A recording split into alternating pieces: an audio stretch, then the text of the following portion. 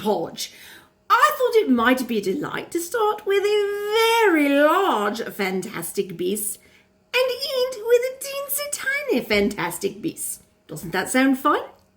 The first beast I want to discuss is this right here. This is the Erumpent. Look at that. Now, a lot of people say it most resembles a rhinoceros, which I can definitely see the resemblance. I tend to always think of a hippo with a horn instead of a trunk. Now, this is an African magical beast, and it is actually 5 times larger than a hippo. It is a large beast. But let's discuss something very interesting. Look at that horn. Do you see that? All right, that is an explosive horn. And interestingly enough about this explosive horn, you don't tend to find just a massive amount of Erumpents in the wild because the males, during mating, tend to get a bit excited and blow themselves up. Can you imagine? All right, so here is our Erumpent. Now, listen, they can hold their breath. They can actually swim underwater. They have a very tough hide, and it actually repels curses. That is very important. And charms as well. Also very, very important.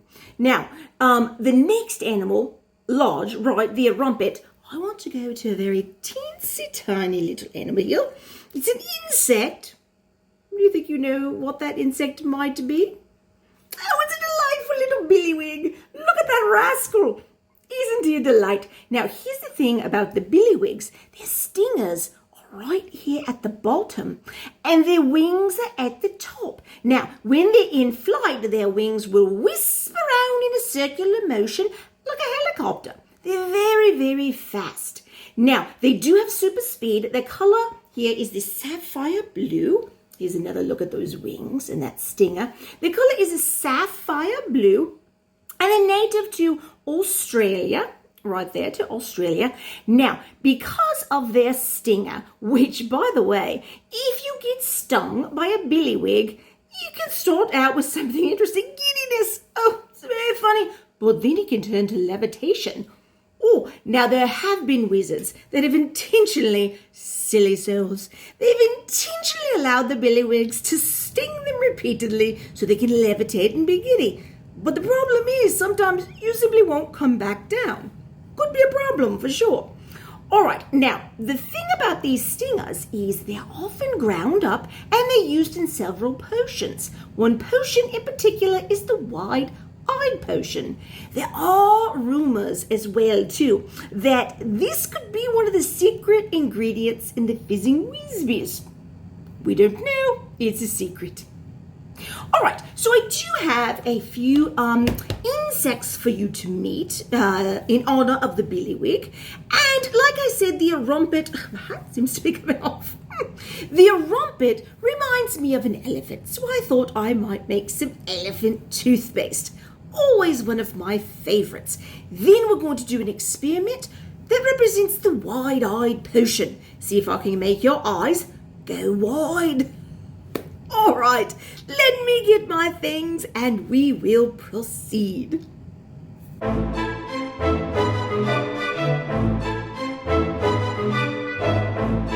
All right, since we were talking about that delightful little Billywig insect, I decided you could meet an insect you would find in the wild in the Muggle world.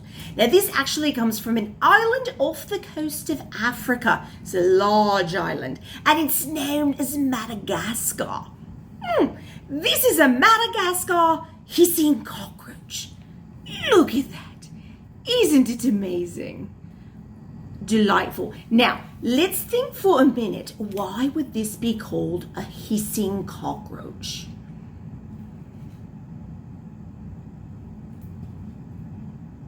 If you said because they hiss, you'd be correct. It's an outstanding defense mechanism designed to scare away a predator. Now, I want you to imagine for a minute that you're eating a delicious plate of French fries.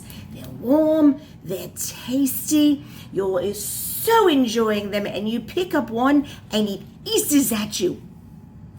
Would you still eat that French fry? Oh, I think not. So that's what this is designed for. Now, look along. Do you see those little black dots there? Those are known as spiracles. An insect will actually breathe through the spiracles that are on their abdomen. So when they get scared, they rapidly push air through those spiracles, making that delightful hissing sound. Look at these massively wonderful antennae. Oh, aren't they beautiful? They use those to actually feel around. They're nocturnal, so they sleep during the day and they're active at night. This allows them to really know what's in front of them. They also use them to communicate with other hissing cockroaches. Now, if you were a hissing cockroach, this one might be saying, would you like to go get a spot of tea and maybe a biscuit? It seems like a good time for tea and biscuits. Always a good time for that. Now, this is the male. I can tell because the males have these rather large horns on the top of their head. It's because they're a bit cantankerous and tend to fight with the other males. Shame, shame, shame on you. They also cannot fly. You do not see wings, but they do have these teeny tiny hooks on the end of all 6 of their legs. It allows them to walk straight up surfaces. How wonderful! Maybe until it's, on your wall at night and you're, in your tent in Madagascar. Well, we won't think about that, will we? No, of course not. All right, let's go and do some elephant toothpaste. How wonderful! I thought I would actually introduce you to one more insect before we get to the elephant toothpaste. I'm kind of building up those experiments. The weight just makes them all the better when you see them. Anyway, these are hornworms right here. And they actually have almost like a sapphire blue color, honestly, I think. They actually will ultimately, right now they're juveniles. They have a lot more growing to do. But they will, there we go. The way they move is absolutely fascinating there. Look at that. So they're actually going to ultimately grow into something known as a hummingbird moth, which is a rather large moth. Whoopsie-daisy.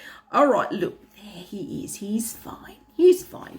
So I did want to introduce you to the hornworms. A lot of times you will find them on tomato plants and in gardens, things like that. And oh my goodness, can they eat? A lot, of course. It's because they actually grow so fast. Like I said, these are juveniles. And a few days ago, they were probably twice as small as they are now. Fascinating. All right, I mentioned elephant toothpaste. Let's get to it. All right, first ingredient of our elephant toothpaste is going to be some very strong hydrogen peroxide. This is at 27%. You'll often find it in the brown bottle. You have a cut or a scrape, and you don't want to use a charm or a spell or something to cure yourself. You'll use that to disinfect. This is the type that would clean a swimming pool. It's very strong. All right, I'm going to pour some here in my graduated cylinder. There we go. Next ingredient is some very simple little dish soap. This is what's going to hold the elephant toothpaste all together. Now, this actually is not something an elephant would use to brush their teeth. Unless, of course, you add the proper sort of fizzing potion to it. This is just simply the hydrogen peroxide, the dish soap, and potassium iodide. They need a little bit more, right? All right, so now we have the soap in there. I'm going to stir this up just a tad. Like I said, this is going to bind everything together. Now I'm going to add some potassium iodide. With the potassium iodide, that is going to react to the hydrogen peroxide. It's going to cause it to fizz and bubble. Then the soap is going to step in and it's going to hold it all together as it expands with the chemical reaction.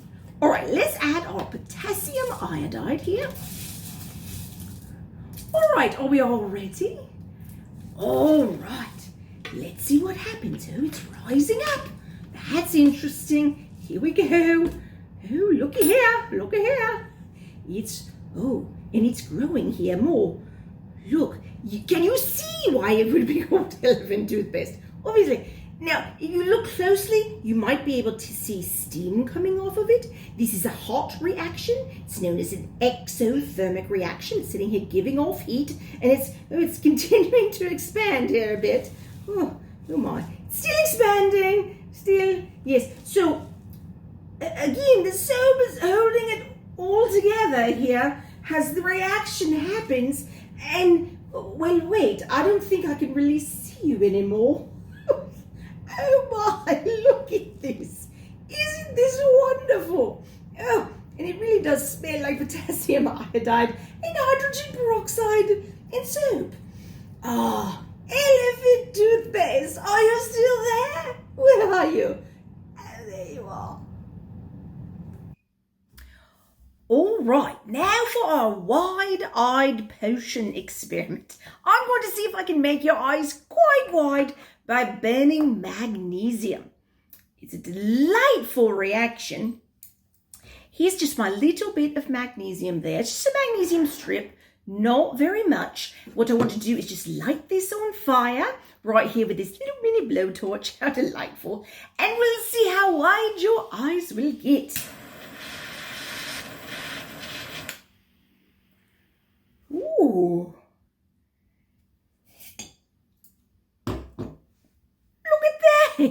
Can you see anything?